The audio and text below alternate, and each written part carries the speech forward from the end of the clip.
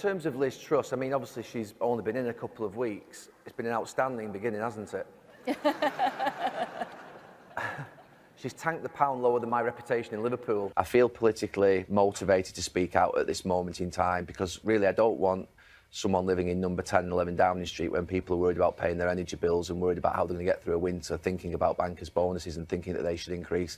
I don't think it's right. I think it's immoral. How can you possibly, in a million years, think that way? I think they're the only man and woman in this country that thought that would be a good idea last week. People are desperately thinking about how they afford to heat their houses over the winter, how they afford to feed their families. And to think that policies like that would be introduced or even thought of at this moment in time is ludicrous. And I'm one of the ones, sort of I suppose, in the over £150,000 per year bracket that would benefit from the tax cuts. But yeah, you're quids in from this. Yeah, but no one that I've spoken to that earns more than that level of money has asked for these tax cuts, had expected these tax cuts, or wants them. You're a businessman as well as a former footballer. The government says they're helping businesses get the economy moving again, that getting the economy growing, that these tax cuts will help do that. I'm all for investment coming into our country, whether it be local investment or international investment, but I also want to make sure that people can see a doctor inside 2 weeks. I love building businesses in this country, I love building ideas in this country, but at this moment in time, if you go and ask anybody in Europe or around the world what they think of the UK and UK politics, they'd say we're all over the place. This suggestion that Liz Truss is a woman who goes for what she really wants. But she was once a Liberal Democrat, and she was once a Remainer. She's now a Tory, and she's now a Brexiteer. And I got told last week that, we got told last week, I think it was maybe you that exposed it, Keir, that the reason that she didn't give the burden of the energy costs to the energy companies was because she wants work for Shell. I mean, on that particular point, I saw also that they froze the alcohol prices. I mean, do we assume that she once had a part-time gig at Bargain Booze or something? I mean, none of us can relate to these people. They give, Rishi Sunak before them, give you a £200 loan, then wants paying back 40 quid a year. Who's worth 400 million quid like Rishi Sunak? Gives you a £200 loan for your energy bills and then wants paying back over 5 years at 40 quid a year, 80 pence a week.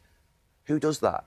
You don't do that if you're in a position like that. If you're statesman-like and you're thinking about people properly and you're compassionate, you don't do those things. Yeah. These people have vested interests and they are full of greed. And we need to get back to being someone that's trusted, that's a safe place where people feel that we have values and principles that have been respected for a long, long time, and that's not something that's going to happen with this current government. I believe that over the last couple of years we've seen what would be real low standards in government, and I would expect those things to change quite quickly with the change. It's a tired, failing government, this one. They've had the time, they're divided, they beat each other up in the leadership contest a few weeks ago. I know you have to be impartial on this show, but you two must be even looking at them thinking, what the hell's going on? We need stability.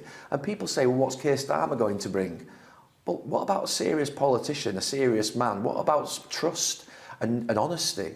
Why hasn't he convinced the electorate then? Pardon? Why hasn't he convinced the electorate? You know him. What do you see of him that the electorate haven't seen yet? And to be honest with you, the fact that you're saying that he hasn't, if you like, convinced the electorate, the polls would seem to suggest that people are waking up to the fact that we need a change. You are in the thick of politics now. It's no longer good enough to stay silent when you've got a position and a platform. It's no longer good enough. We've stayed silent for so long on many issues.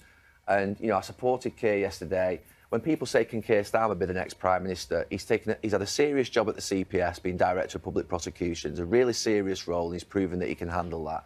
He's someone that you can trust, and he's someone that I think, to be fair, would be a very, very good Prime Minister and a great alternative to what we're seeing at this moment in time. Sitting here, from whatever background you come from, we were brought up by our parents and our grandparents to know what right and wrong was, to know that you look after people, you treat people well, and they don't do that.